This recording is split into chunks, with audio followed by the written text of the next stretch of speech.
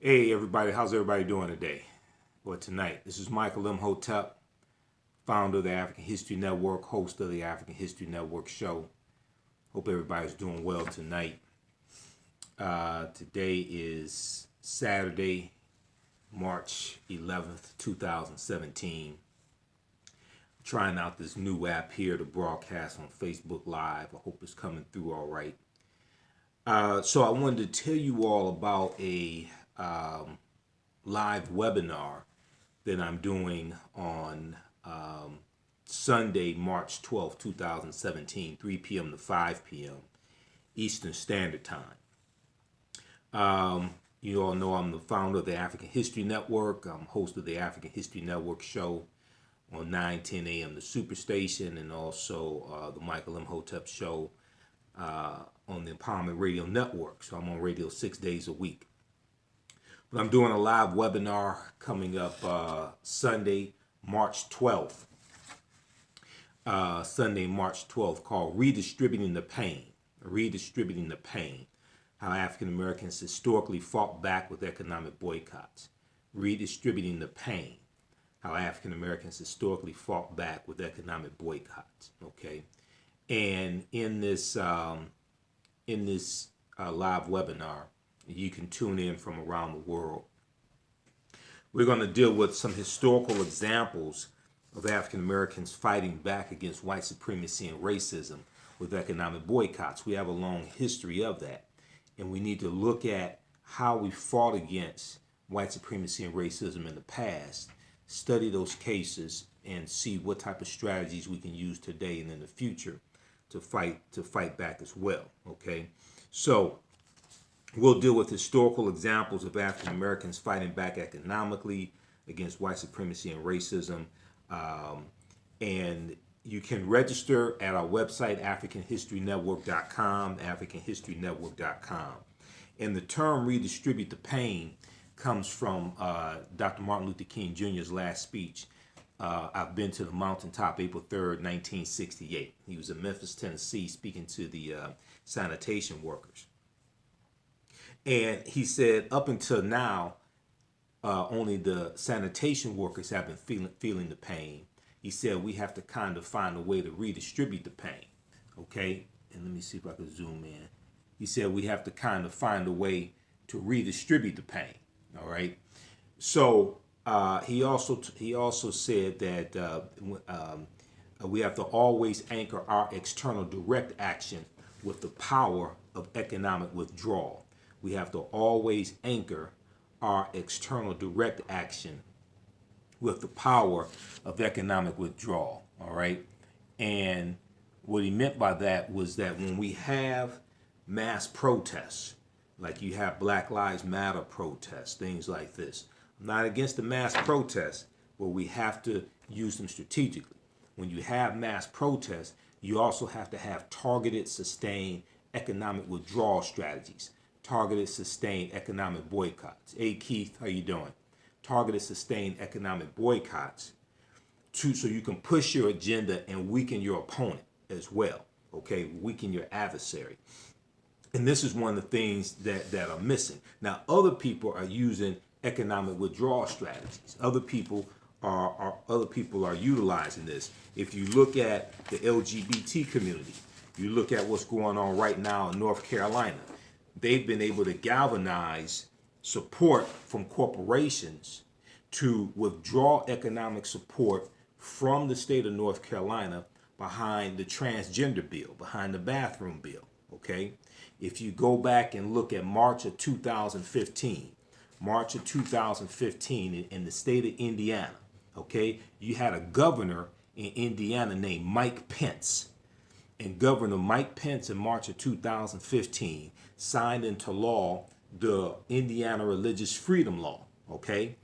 And this drew there was a lot of backfire and a lot of concern from corporations, from PayPal, Apple, Angie's List, Salesforce.com, the NCAA, and you had corporations that either shut down operations or withdrew economic support or threatened to withdraw economic support. You had artists who canceled concerts in the state of Indiana, like Bruce Springsteen, things like this. You had all this around the Indiana Religious Freedom Law, okay? And they were able to leverage the dollars that they spend with these corporations to get corporations to put pressure on the state of Indiana, okay? In a little more than a week, Indiana changed that law because of economic pressure. Now we have a history of using economic boycotts. Not just the Montgomery bus boycott, which is one of the most successful, lasted 381 days. We're going to talk about that because most people don't even understand the Montgomery bus boycott, okay? But we have other economic boycotts, like in 1960, the Easter boycott of in Nashville, Tennessee, okay? We have the boycott of Coca-Cola in 1981, led by Reverend Jesse Jackson.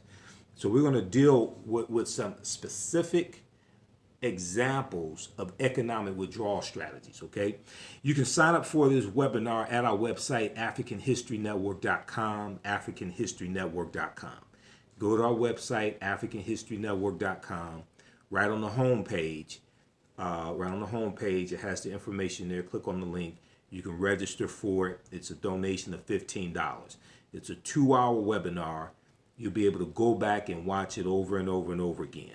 You'll be able to ask questions through the live chat as well during the webinar also.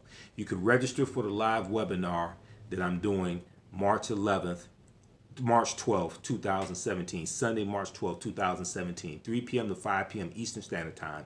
Go to our website, AfricanHistoryNetwork.com, AfricanHistoryNetwork.com. Right on the home page, you'll see the information for the live webinar, Redistributing the Pain.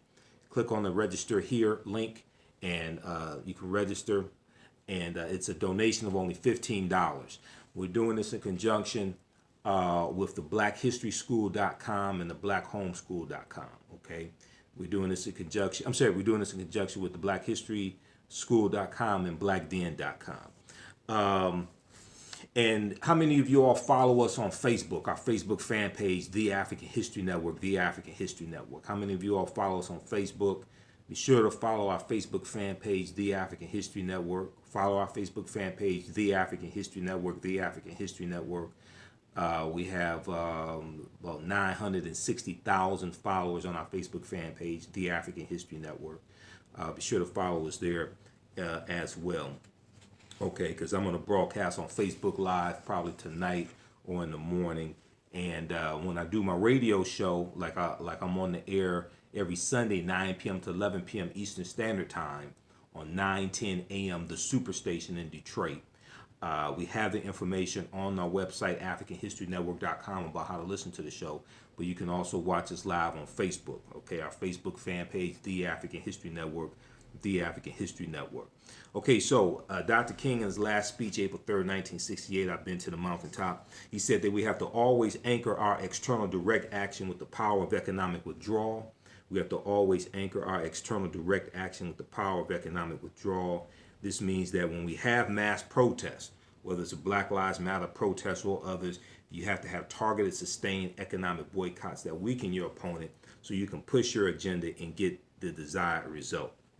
So unfortunately what happens is we see a lot of marches, we see a lot of mass protests, but very little targeted, sustained economic withdrawal strategies, because people are not studying the real history of the type of protest that we had, okay, and how we use economic withdrawal strategies. Now, one of the things I do in this presentation, I coined the term economic guerrilla warfare. Economic guerrilla warfare, and this is one of the things that we'll deal with, okay? Economic guerrilla warfare. And I'm going to, let me see here. I'm going to post the, okay, let's show live chat messages. And I'm going to post the, let me see. I was going to see if I could post the website address as well. But it's AfricanHistoryNetwork.com is the website address. You can go to AfricanHistoryNetwork.com, register for it, register tonight. The live webinar is Sunday, March 12th, 2017, 3 p.m. to 5 p.m. Eastern Standard Time. Now, and you can tune in from anywhere in the world, anywhere around the world. The webinar will be recorded, so if you miss it, you can go back and watch it over and over and over again. So I coined the term, one of the things I deal with in this presentation, Redistributing the Pain, is a concept that I coined called Economic Guerilla Warfare. Economic Guerilla Warfare, okay? And this is an overall term to describe this strategy. The three main principles of economic guerrilla warfare are redistribute, redirect, and renegotiate. Redistribute, redirect, and renegotiate. Redistribute the pain to those inflicting pain upon us through targeted economic withdrawal strategies, okay? Redirect dollars to African American owned businesses so we could become the #1 employers of our own people, just like every other ethnic group in this country. Because oftentimes what happens is when you have economic boycotts, give you an example,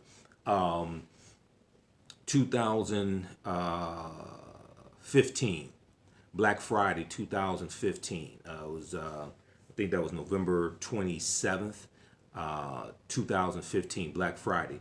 You had massive protests in Chicago behind the Laquan McDonald shooting, right? You had massive protests in Chicago. And people were on Michigan Avenue, the Magnificent Mile. They were out in the street blocking traffic. They were standing in front of chain stores, Victoria's Secrets, things like this. They were standing in front of major retailers, blocking the entrance, right? Where was the effort? Where was the initiative to redirect those dollars to African American owned businesses? So when we have economic withdrawal strategies, when we have mass protests like this and people are blocking traffic, etc., they should have signs with the names of African American owned businesses redirecting that energy. See, redirecting those dollars. See, we'll take pride in standing in front of white businesses blocking the entrance and interrupting white commerce, but we don't take that same amount of pride in redirecting that energy and those dollars to African American owned businesses. Okay, and that's deals with the mindset that we're dealing with. So it's not just economic withdrawal strategies that we have to implement. We also have to deal with redirecting dollars to African American owned businesses. Okay, and we're going to deal with a study from the Kellogg School of Management that talks about how many jobs can be created if we redirect dollars to our own businesses as well. So we have redistribute the pain to those inflicting pain upon us through economic boycotts. And when you impose economic withdrawal strategies on various corporations, it will put economic pressure on them. So you can then put pressure on politicians, okay? So you can push your agenda and bring about the change that you want to see.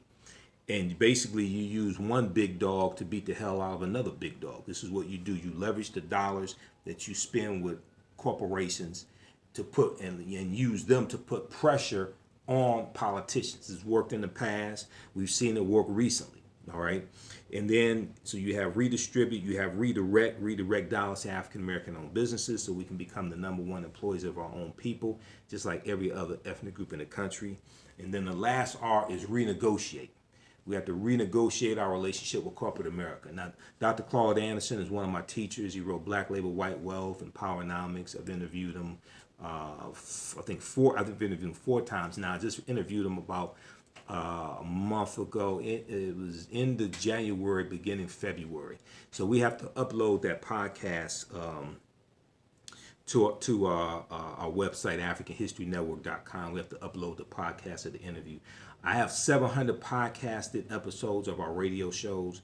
You can listen to them at AfricanHistoryNetwork.com. It takes you to our Blog Talk Radio page, blogtalkradio.com / the African History Network show. But on our homepage, AfricanHistoryNetwork.com, click on, right on the homepage, click on Listen to Podcasts of the Michael Imhotep Show, okay? And the last R is renegotiate. So Dr. Claude Anderson talks about how we have to renegotiate our relationship with corporate America, and we leverage the billions of dollars that we spend with various corporations on an annual basis. We leverage that to get them to redirect dollars to African American owned businesses in the forms of various contracts that they offer, various vendor contracts, um, advertising accounts that they give to advertising agencies, redirect advertising dollars to African American owned radio stations, TV stations, newspapers, magazines, etc. Okay, we have to renegotiate our relationship with corporate America, because right now, for the most part, it's a one-way relationship. We spend our dollars with them, and they redistribute dollars with white-owned businesses. Okay, what banks are they depositing their money in? What percentage of their dollars are they depositing in African American owned banks? Because when they deposit money in African American owned banks, this gives African American owned banks more money to loan out to the community, loan out to African Americans to start businesses, expand businesses, and buy homes.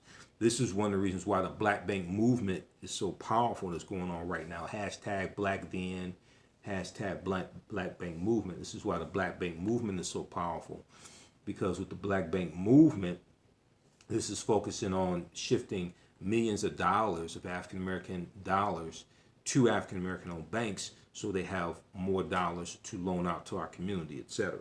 Okay, so these are some of the things we're going to talk about on Sunday, March 12th, 2017, 3 p.m. to 5 p.m. in our presentation, a live webinar, Redistributing the Pain, Redistributing the Pain, how African Americans historically fought back with economic boycotts. Okay, so I will be conducting the webinar. I'm Michael Imhotep, founder of the African History Network, host of the African History Network show on 9:10 a.m. the Superstation. I did that show for years on Blog Talk Radio, but we're on 9:10 a.m. the Superstation out of Detroit. And I also do my daily national radio show, the Michael Imhotep Show, Monday through Friday, 4 p.m. to 6 p.m. Eastern Standard Time, on the Empowerment Radio Network, which is an African American owned radio network. And for the daily radio show, you can listen on the TuneIn radio app. Download download tunein.com to your smartphone. Search for Empowerment Radio Network. Empowerment Radio Network. Download the TuneIn radio app, TUNE, and search for Empowerment Radio Network. And if you go to our website, AfricanHistoryNetwork.com, right on the homepage, it has information how to listen to both of my shows. And we have the shows podcasted also, all right? Also at our website, you can order my DVD lectures. I have 30 of my DVD lectures at our website as well. One of my latest ones is this one right here. The distortion of the legacy of Dr. Martin Luther King Jr., the revolutionary, will not be televised on the television. The distortion of the legacy of Dr. Martin Luther King Jr., the revolutionary, will not be televised on the television. This is a 2-hour presentation I did January 14th, 2017, so just 2 months ago. And I deal with the revolutionary Dr. King. You can order this at our website. I deal with the little known history about the Montgomery bus boycott. And the Montgomery bus boycott did not end segregation on the buses in Montgomery, Alabama. I deal with the real history of the I Have a Dream speech, because the original name of the speech was not I Have a Dream.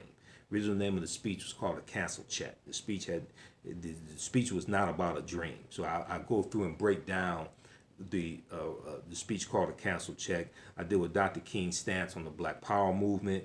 Was the civil rights movement really a nonviolent movement? I talk about the Deacons for Defense and Justice also. I deal with Dr. King's opposition to the Vietnam War. I deal with Dr. King and Malcolm X, their stances on economic empowerment. Also Dr. King's involvement with the continent of Africa as well. So all of my lectures are at our website, AfricanHistoryNetwork.com. I did, last Sunday, I did a webinar. I think it was last Sunday. I did a webinar, Understanding the Transatlantic Slave Trade, what they didn't teach you in school. Understanding the Transatlantic Slave Trade, what they didn't teach you in school. May have been Sunday before last. Those webinars that I did, you can go back and sign up for them also. They're at the blackhistoryschool.com, the blackhistoryschool.com. They have some, because I'm doing webinars with them. And then coming up March 18th, next Saturday, I should be doing a extended series on understanding the transatlantic slave trade. I'm going to do that on my own platform, so watch out for that. We'll have information this week at AfricanHistoryNetwork.com about that, because I'm going to do a 3-part series, 2 hours each, total of 6 hours. I'm going to do I'm going to do a 3-part course, a 6-hour course, live webinar on understanding the transatlantic slave trade, what they didn't teach you in school. Okay, now we also have the Hidden Colors documentaries. We have all 4 of them. We just got some more in stock. We have the Hidden Colors documentaries, Hidden Colors 1, 2, 3, and 4. Hidden Colors 4, The Religion of White Supremacy, came out June of 2016. So this is the best-selling documentary series dealing with African history and African American history. And we have a special Hidden Colors family bundle pack also, where you get all 4 installments of Hidden Colors. You get 4 of my DVD presentations and 1 installment of the cartoon series Afro Man and the Protectors of the Book of Knowledge for kids. Okay, you get 1 installment of Afro Man and the Protectors of the Book of Knowledge, which is an animated series for children. You get 9 DVD presentations in the Hidden Colors family bundle pack, and that's on sale right now for $100. Okay, so you can order that. We also have the Out of Darkness documentaries from director Amadeus Christ. Out of Darkness documentaries as well. And the documentary Out of Darkness is fantastic because it deals with a lot of ancient African history, deals with African American history, a lot of lost history. They have a good section dealing with the history of hip hop as well. They deal with the concept of nationhood. They deal with Nile Valley civilization, a number of different topics here in the documentary Out of Darkness. In the film, you have Dr. Joy DeGruy, Professor Kabahai Watha Kamene, who's one of my teachers. You have Professor James Small in here, another one of my teachers as well. You have Tony Browder, Atlantis Browder, Taj Tariq Bey, Sabir Bey, Dr. Claude Anderson is one of my teachers, Tim Wise, also in the documentary. Excellent documentary from director Amadeus Christ. For the documentaries, for each one that you purchase, like if you purchase a documentary separately, each one you purchase, you get 1 of my DVD presentations free also. So check this out at AfricanHistoryNetwork.com, our website, AfricanHistoryNetwork.com, AfricanHistoryNetwork.com. We also have the documentary Resurrecting Black Wall Street, The Blueprint. Resurrecting Black Wall Street, The Blueprint. Okay, so this is from my friend Dr. Boyce Watkins. I'm in this documentary. I'm featured in this documentary as well. And this is from Dr. Boyce Watkins, Joe Black World Films, and director Dorian Chandler. And in this documentary, it's a minute. It's an hour and 5 minutes. In this documentary, we deal with some of the history of Black Wall Street in Tulsa, Oklahoma. Right? It's a fantastic town, predominantly African American town. You have millionaires there, like 21 millionaires. You have 600 businesses, etc. So we deal with the prosperity of Black Wall Street, and then we deal with the attack on it, and then we deal with strategies we can utilize today to build another Black Wall Street as well. Okay. I also have a presentation that I did called Black Wall Street: From Destruction to the Resurrection of Economic, from the Destruction to the Resurrection of Economic Empowerment. That's a 2.5-hour lecture I did dealing with the history of Black Wall Street. That's available at our website also, AfricanHistoryNetwork.com. And you can check that out also, because I go deep into the history of Black Wall Street. I deal with the timeline of history leading up to May 31st, 1921. I deal with the fact that Black Wall Street was rebuilt after the race riot. I also deal with African people being indigenous to this land as well, because we've been here at least 51,700 years. I cite the work from Dr. David Imhotep, who wrote the book, The First Americans Were Africans, Documented Evidence. He's a friend of mine. I've interviewed him about 9 or 10 times. All those interviews are podcasted. You can go back and listen to them. And so I deal with that information also. Also talk about the Black Freedmen Indian Treaties of 1866. The Black Freedmen Indian Treaties of 1866 as well. Because these were Indian treaties that took place right after slavery ends, and a lot of our ancestors got free land from these treaties because they dealt with the what are called the five civilized tribes of Native Americans: the Choctaw, Chickasaw, Creek, Cherokee, and Seminole Indians. Okay, they're known as the five civilized tribes of Native Americans, and all five of them own black slaves. Okay, so they get pushed off their land because of the Indian Removal Act of 1830, signed into law by President Andrew Jackson in 1830. They're in southeastern United States, and they all get pushed. They all go out west over 1,000 miles on what are known as what was known as the Trail of Tears, and they all go into Oklahoma. Okay. And at this time, Oklahoma is a U.S. territory. It's not a state. Oklahoma does not become a state in the Union until 1907. It's a U.S. territory. When we look at Tulsa, Oklahoma used to be called Tallahassee. Tallahassee is a Creek Indian word, Tallahassee. Tulsa, Oklahoma was founded by Creek Indians around 1836, okay, 1834, right around 1836, all right? And when they go out west into Oklahoma, all five civilized tribes of Native Americans, they take their black slaves with them because they all own African slaves.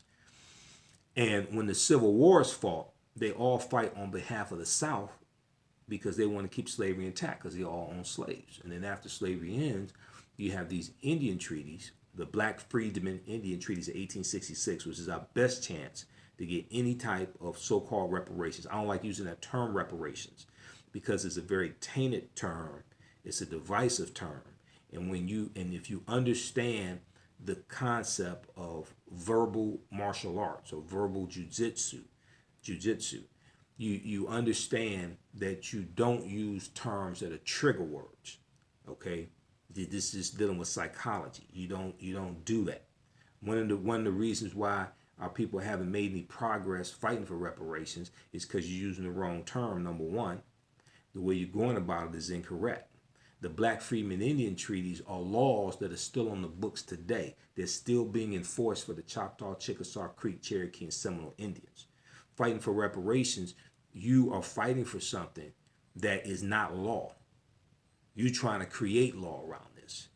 And when you start talking about slavery and white people, a lot of them don't want to hear it.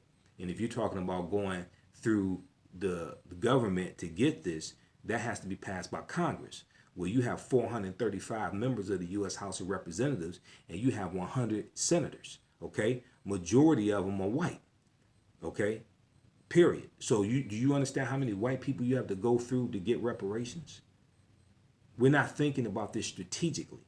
This is why the reparations movement hasn't made any progress, hell, in the last 25, 30 years for the most part, okay? We're not thinking strategically. We're operating emotionally. Okay, so those are some of the things that I dealt with in the Understanding the Transatlantic Slave Trade webinar, okay? And I have a 3-part webinar coming up starting March 18th for Understanding the Transatlantic Slave Trade. But for Sunday, March 12th, 2017, 3 p.m. to 5 p.m. Eastern Standard Time, it's going to be Redistributing the Pain, how African Americans historically fought back economically, all right? Okay, so visit our website, AfricanHistoryNetwork.com, You can register for the webinar there. I'm doing this in conjunction with the BlackHistorySchool.com, So when you sign up, it will redirect you to the BlackHistorySchool.com. Okay, so Akil said, what's the appropriate word? I would cite enforcing the Black Freedmen Indian Treaties of 1866. I would cite law that exists, because what you're talking about, first of all, we have to understand psychologically. When you start talking about slavery and white people in the U.S., a lot of white people don't want to hear that. Okay, we have to be honest. Okay, if you push enforcing the Black Freedmen Indian Treaties, okay, you attack this sideways. That's law that exists on the books right now. Many of our ancestors were in those treaties, but they got pushed out of them in 1941 when the U.S. government conspired with the 5 civilized tribes of Native Americans to redefine what a Native American is. And this is when they instituted the law that you had to have 1/4 or 1 quantum Native American blood to be considered Native American and to get these benefits. The original treaties didn't state that. Okay, so we should be focused on enforcing law that exists now, and you have a better chance of getting that enforced and showing that history than trying to get something created around slavery and dealing with white people owning slaves and maldistributing wealth, power, and resources, things like that. Okay, we have to go after the low-hanging fruit. So I wouldn't use the term reparations at all. I think we need to stop using that term seriously, because when you use the term reparations, it brings up a massive amount of opposition. People shut down and don't want to hear what you have to say. If you say you want to enforce the Black Freedmen Indian treaties that have existed since 1866 and they're still on the books right now, it brings up very little opposition. Dr. Claude Anderson has been trying to do that for a while. I've interviewed him about that. And actually, if you listen to my interviews, you can listen to all my interviews at AfricanHistoryNetwork.com. If you actually listen to the interviews I've done with him, he said that he's had U.S. senators and people in Congress, he's had white Congress people tell him, they say, Dr. Anderson, you're absolutely correct. Your people deserve this, but the way you're going about fighting this is wrong. Okay.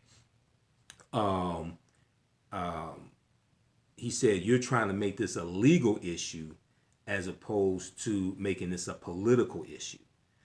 This is something that has to be politicized. Number one, most of our people don't know about this, so they're not fighting for it. They're out chasing civil rights and affirmative action. Civil rights has its purpose as a stepping stone until you can get to the next level. Because right now what's going on with Jefferson Beauregard Sessions III, pulling out of the, backing off of the consent decrees with Chicago, and the Chicago Police Department and the Baltimore Police Department is egregious. Okay, he hasn't even read those reports from the Department of Justice. He said they're basically anecdotal. He said he basically doesn't believe them. Okay, this is basically what he's saying. Then also with the Department of Justice pulling out, refusing to pursue the the voter ID law case in Texas as well. All this deals with centered around civil rights. It deals with the Voting Rights Act of '65. It deals with also the gutting of the Voting Rights Act in 2013. The U.S. Supreme Court, Shelby County versus Holder, okay, which dealt with gutting Section 4 and Section 5, basically Section 4 and Section 5 of the Voting Rights Act, and is dealing with the pre-clearance, okay, and the oversight from the federal government over any changes in the voter laws, things like this, in states that had a history of putting obstacles in the way of African Americans voting. Okay, these are basically the southern states. So if you pay attention to what's going on now, if you follow us on our Facebook fan page, The African History Network, we post articles about this type of information daily. We deal with history, but we deal with current events, things like this. We deal with politics. Facebook fan page, The African History Network. Follow us because we have a lot of articles. I posted articles today dealing with Preet Bharara, the U.S. attorney from New York, who was fired today by Trump. And one of the things he was investigating was the sexual harassment lawsuit settlement by the Fox News network. That's one of the things he was investigating. The dailybeast.com has an article, but if you look at the articles on our Facebook fan page, The African History Network, we have articles from rawstory.com. I think we posted one from thehill.com, also CNN. He was also, a week ago, you had a watchdog group that asked him to look into ties, I think it was ties between the Trump administration and Russia as well. This was just a week ago. Okay, so check that out also.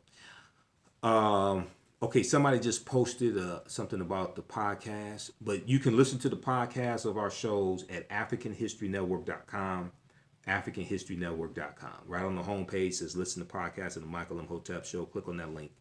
It'll take you to our Blog Talk Radio page. That's where I upload our podcast. blogtalkradio.com/The African History Network Show. BLOG, blogtalkradio.com/The African History Network Show. Podcasts are there. They're also on iTunes, on our page on iTunes, our channel on iTunes, the African History Network Show on iTunes as well. Because I just uploaded 2 or 3 between last week and the week before. I uploaded, I think, 4 podcasts because I uploaded a couple from our Sunday night show also. The show I did Thursday, I have to upload that show tomorrow. I was trying to upload it and ran into some problems, so I'll upload that tomorrow. Okay, so how many people have registered for the live webinar we're doing on Sunday, March 12th, 3 p.m. to 5 p.m., Redistributing the Pain, Redistributing the Pain, how African Americans historically fought back with economic boycotts. How many people have registered for that webinar? You can register at AfricanHistoryNetwork.com, AfricanHistoryNetwork.com. Right on the home page, we have the information. Click on the link that says register here, register here. It's a donation of only $15. You'll be able to ask questions in the live chat. You'll be able to ask me questions, interact with me, and you can watch them around the world. And the webinar will be recorded, so you can go back and watch it over and over and over again. Okay. All right. So, how many people have registered for it? If you haven't registered, how many people are going to register for it? Because this is going to blow you. This is going to blow you away.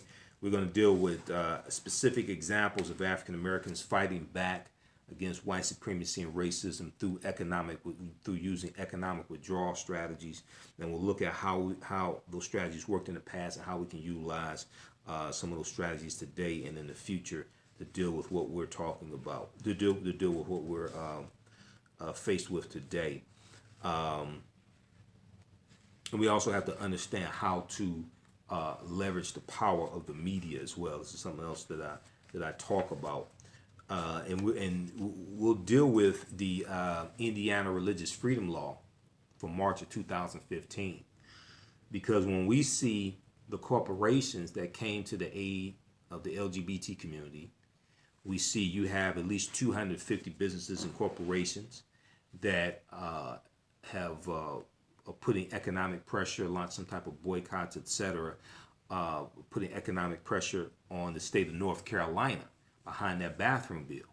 Okay, well, the question I ask is, where are these corporations when African Americans are being shot down in the street, when we're having our voter rights taken away from us, we're having our voter rights infringed upon, we're dealing with voter suppression like we saw in the last campaign, in the presidential election.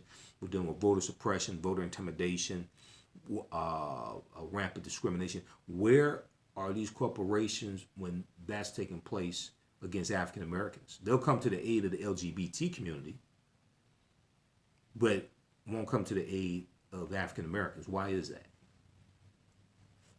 What type of pressure are we putting on these corporations? These are things that we have to understand. All right, we're not thinking strategically. Okay, so I'm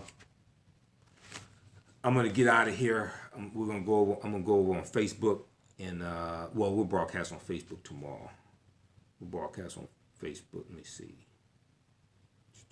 Yeah, we'll broadcast on Facebook tomorrow. But hey, remember, we focus on educating, empowering, inspiring people of African descent throughout the diaspora and around the world at the African History Network. Remember, what you do for yourself, what you do to yourself, and what you allow other people to do to you is based upon what you think about yourself. What you think about yourself is based upon what you have been taught about yourself. What you have been taught about yourself is based upon everything you've read, heard, and seen about yourself. So when you control the radius of a man's thoughts, you can control the circumference of his actions, because the mind can't do or teach what it doesn't know. How is this broadcast coming through for you all? Okay, somebody had a question. Timothy, go ahead with your question. This is my first time. Okay, Akil said, I followed you. I've listened for years to the podcast. Okay, thanks. This is my first time using this app to broadcast on YouTube Live, because we have like 29,000 followers on YouTube. So how is this app, how is this broadcast coming through for you all? Let me know. This is my first time using this app, and if it works well, we'll use this more often. Okay, Timothy said, I went to church tonight and was reading the Bible. Okay. Okay, so I think it's coming through all right for Akil. And okay, what about using the term restitution? You can use the term restitution, but see, what we have to understand is that most white people don't understand the history of slavery. They don't. A lot of African Americans don't even understand the real history of slavery in this country. Okay? And the way people are going about fighting it, first of all, you have to deal with the theft of at least 2.3 billion acres of land from indigenous African people. Because we were here before Native Americans came into existence. And it's not just slavery, it's all, okay, it said Jesus said, hell, okay. It's not just the enslavement of African people, it's the exploitation of their labor. There was at least 262 skills, trades, and crafts that African people had in this country up until 1865. Okay, if you can order my DVD lecture, Understanding the Transatlantic Slave Trade, what they didn't teach you in school. That's a 4.5-hour presentation I did. That's about 7 years of research. Understanding the Transatlantic Slave Trade, what they didn't teach you in school, because I deal with all that in that presentation. Okay. He said, and in Revelation, Jesus called himself the morning star. Is this true? From heaven. I think in Revelation, he did call himself the morning star. On our YouTube channel, we have, okay, Haroon Abdullah said, coming through very well. All right, and also share this YouTube broadcast. Share this on your own. Share this with your followers. You can share this on your Facebook page. You know, it has the option to share. Share this on Twitter. Share this on Facebook, etc. Okay, so when you let's see here.